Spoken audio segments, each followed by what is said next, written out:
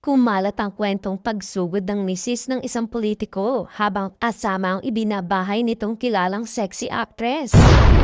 Ito ay base sa kumalat na report ng police station na malapit sa sosyal na subdivision na kinaroroonan ng bahay kung saan natagpuan ni misis ang kanyang mister kasama si sexy actress. Sa ilang production people na pinagtatrabahuan ni actress, napag-alamang marami na pala ang nakakaalam sa kwentong to.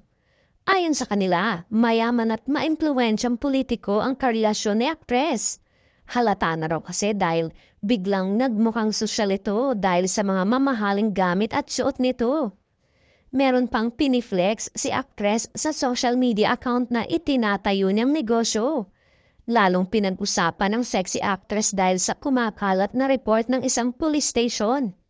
Napapanood ngayon si sexy actress sa isang daily show at ayon sa ilang ulat, talent umano ng isang major TV network ang nasabing aktres.